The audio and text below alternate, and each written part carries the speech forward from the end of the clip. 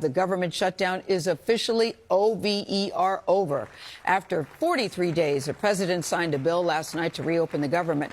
Now, most Democrats, though, oppose this legislation because it does not address the rising health care costs. Thousands of federal workers are expected to be back on the job as soon as today and should get paid soon. Most SNAP recipients should see their benefits restored quickly, and Smithsonian museums here in the nation's capital will reopen in the coming days.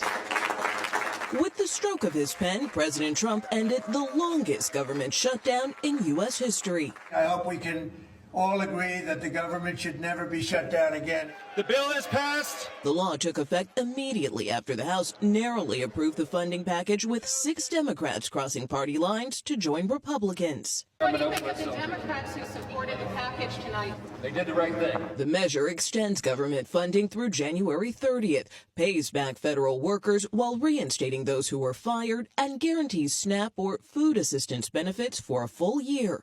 I will be casting my vote as a no. In fact, it will be a hell no. And vote yes. If not, you're the ones that are taking money from needy families. Democrats largely oppose the legislation, arguing it failed to extend Affordable Care Act tax credits for 20 million Americans facing rising health insurance premiums.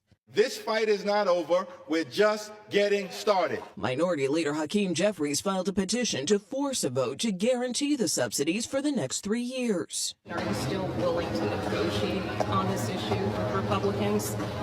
We've always been willing to negotiate in a bipartisan way, but Republicans have been unwilling to sit down and even have a conversation with Democrats. Michael Gallatly heads a union for federal workers in Utah and questions whether the shutdown was worth it. It's kind of demoralizing, frankly, frustrating. I and my people are just trying to work for the American people.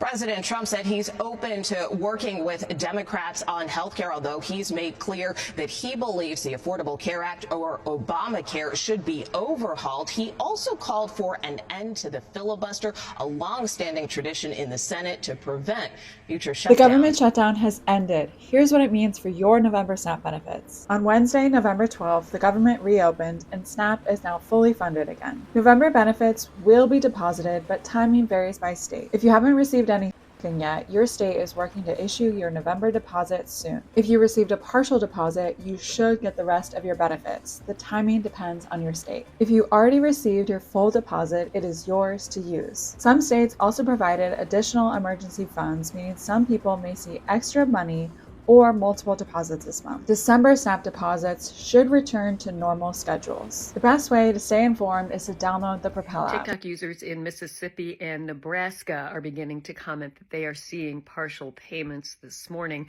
The government did reopen Wednesday night. The Trump administration is saying that payment will be flowing to states within hours. So please do continue to comment as we want to get an understanding of how the states are receiving and distributing money and whether it is accurate and timely, especially if your benefits are overdue or due today. So we can tonight do a complete recap of states. I'll keep watching today for any notable updates to continue sharing the status of SNAP, our social safety net. There it is, guys. Breaking news. The United States government has reopened, guys, which means people are going to be getting all of their benefits that they did not receive in the month of November. For a lot of you who don't know what it means when the government reopens, it means everything is turned back on. However, this is just a temporary fix until January of 2026. Which means in January of 2026, the same thing could happen all over again. So once the president signs the order, your benefits will automatically go to your cards, which means you will start being able to use like your food stamp benefits. I think your other programs that was on pause. A lot of federal workers get to go back to work. Me personally, if I work for the government, I'd be like, the hell with you. I'm not coming back to work for you. But people do get their jobs back and start back working. The military is starting to get paid again. That really sucks when the government shut down. The people who fight for our country, who fight for our very existence, gets their payments took, but has to keep on working, keep on fighting. I think that is really sad. So we are not out of the woods yet, even though the government is open back up, because this could very well happen again, like I said, in January of 2026. Remember, Donald Trump will still be president in 2026. He's in office until 2028, guys. So spend wisely. Once those benefits hit your card, which could be at any moment, spend wisely. They're not giving out partial payments. They're not giving out a percentage. You are going to be receiving your full benefits. But the only problem is, this is the month of November. And then you would get everything in the month of December. And then as soon as January hits, we right back at the bargaining table. So you guys let me know in the comments what you think. Thanks for watching. Well, guys, it's happened. President Donald Trump on Wednesday signed a funding package to reopen the federal government, which officially brings a close to the longest shutdown in history. The final approval came hours after the House voted 222 to 209 to pass a deal struck between the Democrats and the centrist Senate Democrats and Republicans, that keep the government running through January and will ensure that key agencies like SNAP and WIC will be funded for the remainder of the fiscal year of 2026. Now, this agreement is ending a record 43-day stalemate in Congress, which also will reverse the mass federal layoffs carried out by Trump during the shutdown. It allows for paychecks to flow to government employees, as well as we will see critical food and nutrition services relied on by tens of millions of Americans to come back. Wednesday night cast the legislation as a victory over Democrats, calling it a clear message that they will never give in to extortion, because that's what it was. They tried to extort. They didn't want to do it the easy way, Donald Trump said from the Oval Office, attacking what he called the extremists in the Democratic Party. He said they had to do it the hard way, and they look very bad. So, as you can see, was this the right idea? Was this the best thing for the Democrats to do? Some say yes, some say no. The White House signing ceremony was attended by a range of Republican lawmakers that capped a 4-day sprint to pass the funding bill after 8 Senate Democrats broke rank to compromise with the Republicans. Should they have? We both say yes. Some of us say yes, some of us say no, amid worries about the shutdown's widening economic consequence. The deal guarantees an early December vote in the Senate on the Obamacare subsidies that Democrats made the focus of why the shutdown happened in the first place. But a vote to extend the subsidies is very unlikely to succeed. We know the likelihood is not probably going to go far because the leaders in the Republican Party have said they are a no-go for extending. Most Democrats loudly protested the bill in the run-up to Wednesday's vote over concerns that Americans' health cost premiums are going to skyrocket without these subsidies. Only 6 House Democrats voted in favor of this package. Hakeem Jeffries said, "The fight is not over, we're just getting started." Tens of millions of Americans are at risk of now being unable to afford to go see a doctor when they need it. So back in Washington, for the first time now since mid-September, Speaker Mike Johnson took all the Republicans and behind the bill, despite sharp complaints from some of his members over a contentious provision that was slipped into by Senate Republicans that allows senators to now retroactively sue the DOJ, Department of Justice, for obtaining phone records during a Biden probe, potentially amounting to a major financial windfall for those lawmakers. So Johnson himself said he was supposedly blindsided by the language, and he said he didn't even know about it until the Senate had already passed the bill. Do we believe him? Probably not. He said he was shocked by it and angry about it. Although he did add that he did not believe that John Thune, the Senator Majority Leader, had actually known about this. I think it was a really bad look, he said, and we're going to fix it in the House. So a lot of things passed in this bill that they weren't talking about. They were so focused on reopening the government and telling us to reopen the government that we did not know about certain things that were hidden in this package that we voted for to reopen the government. So I think that it's important that we really pay attention in the next few weeks as to what is going to happen. Now that this vote has been done to reopen the government, we need to be looking at how much these premiums are going to go up. We need to be looking to see if the Republicans keep their word about negotiating to try to help Americans be able to afford health care. And we need to be looking and seeing what's going to happen now that this is passed and been signed by Donald Trump. because there's a lot of things, like I mentioned, that were in this bill that were not being talked about. The government shutdown is ending. So much to unpack here, but I wanted to talk about what this means for SNAP benefits. President Trump signed this legislation that reopens the government. This is after the House passed this legislation as well as the Senate. This is an article by NBC News. The legislative package includes full funding for the Supplemental Nutrition Assistance Program, also known as food stamps, which will keep the program afloat through September. More than 40 million Americans rely on SNAP. That includes about 5.5 million people here in California. This was a 43-day government shutdown, the longest in U.S. history. Government is opening back up. And while everyone is going to talk about how pissed they are about this, I want to talk about the process of opening up the government and the things we need to keep an eye on. As you can imagine, it takes time to get everything back up and running. There's going to be a delay in SNAP benefits. When flights go back to full capacity, that's going to take time. One thing I don't think people are widely going to talk about is the Department of Education. They lost a ton of staff during the shutdown, including the people that force IDEA. This also goes along with civil rights protections and education oversight. Those roles are legally necessary, so the department will need to restaff them. This matters. Families rely on special education protections. This is an important area to keep an eye on. We also need to keep an eye on fast-track rules and policy changes as a whole. Shutdowns create a backlog. When agencies reopen, they often push a wave of decisions all at once. It means there is going to be stuff that slips through the crack that we're not supposed to know about. This is when protections become quietly weakened. They might have deadlines moved. Policy shifts might be slipped under the radar. People will be distracted by the bigger issues, not only the government reopening, but the Epstein files. While I'm not telling you to keep your eyes off those things, it is important to keep an eye on both things. I'm going to keep an eye on everything the best that I can. If I see anything funky going on, I will let you guys know. We have SNAP recipients, millions of SNAP recipients across the country that, whose access to food stability was imperiled. And we have to figure out what that was for, because you had both the capitulation in the Senate and you have the refusal and the outright cruelty among House Republicans and the White House, who went to court to try to sue for their ability to deny people's access to food. This is the reality that we're in right now, and we need to act like it, and we cannot enable this kind of cruelty with our cowardice. The government is officially back open. Donald Trump signed the funding bill after it made its way through the Senate, then the House.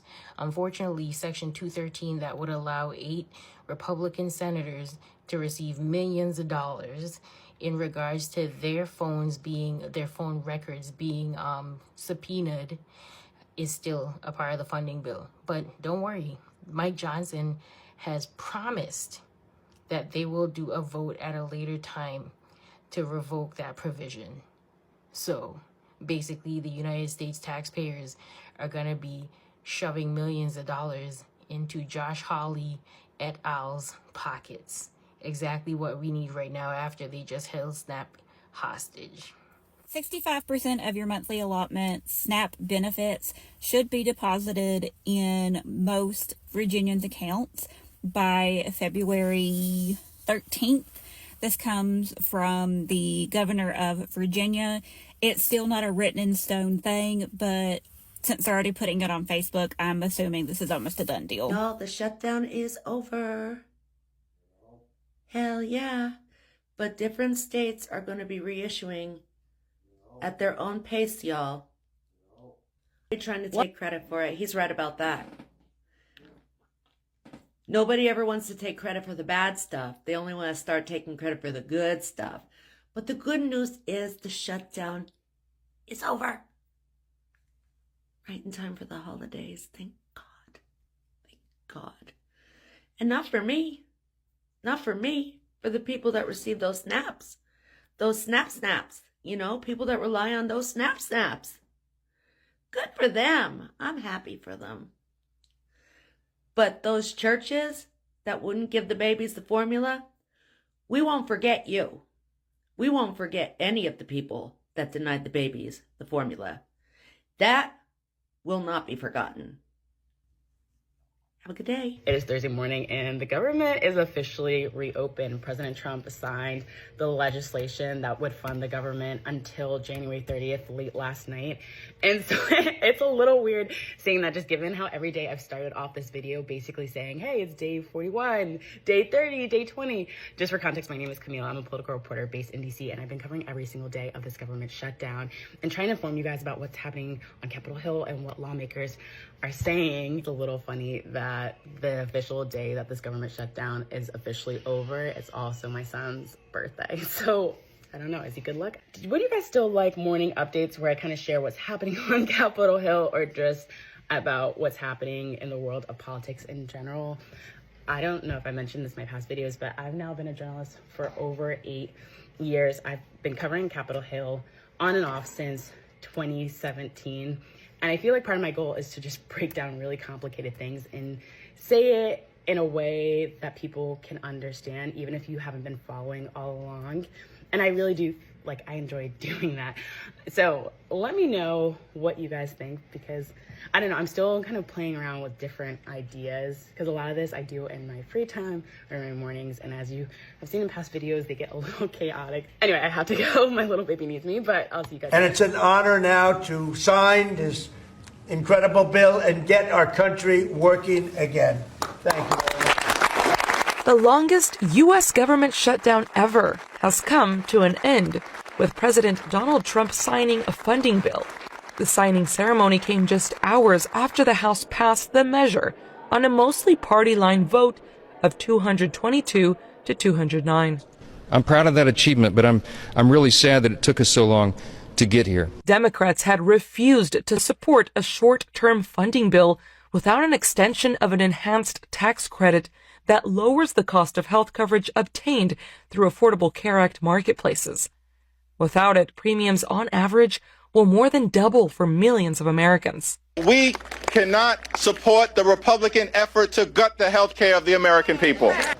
I'm going to keep fighting for health care for every American, because I think when you're sick in this country, you should be able to go to the doctor. But there doesn't appear to be a path to solving that right now. The American people will remember who held them hostage for petty political reasons and who fought to put America first. So now that this shameful charade is over, House Republicans will continue our work on behalf of the American people.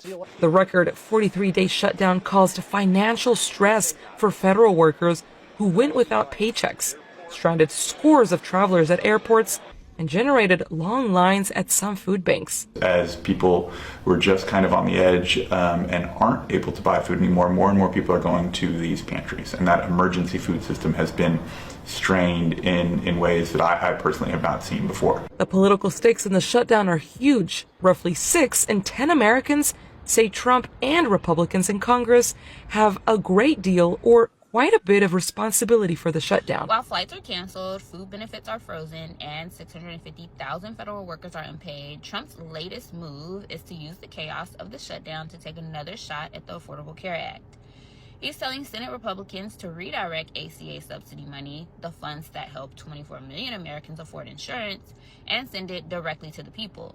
That sounds nice, right? Until you realize those subsidies already go to people. They lower monthly premiums so folks can actually afford coverage. Without them, healthcare costs skyrocket and millions lose insurance altogether. This is the same choice argument we've seen for decades. Turn social safety nets into short-term cash handouts, gut the structure, and call it reform. Reagan did it with welfare. Conservatives pushed it with education vouchers. Every time, working-class Americans end up paying more out of pocket while corporations collect the rest. The bigger story is that this administration is leveraging a national crisis, flight delays, SNAP cuts, shutdown stress, to weaken public programs while pretending to offer relief. That's not reform, that's extortion with patriotic branding.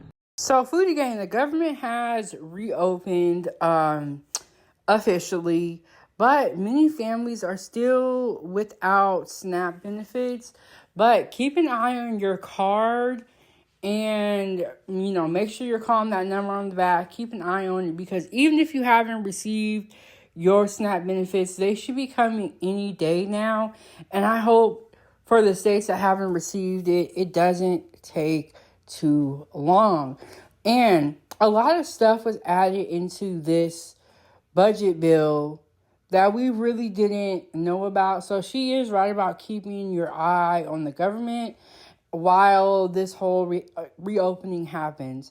And shout out to the Crier family on TikTok. He said this. In January 30th is when the funding is going to end. And so the same situation that happened this month could happen at the end of January. So with all that being said, make sure that you are really spending your benefits smartly and don't have a lavish holiday season. Just get what you need to get, and really budget, prepare yourself, because we could still be in the same situation come the end of January. Leave a comment. Let me know what you guys think down below. I honestly feel like the whole government just needs to be overthrown, and everything that happened could have really have been avoided. It did not have to be like this. But check these videos out down below. Hit the like, share, subscribe button, and join the channel and get you a membership. I will see you guys in the next one. Foodie gang. Foodie gang, gang, gang. Foodie gang, gang, gang.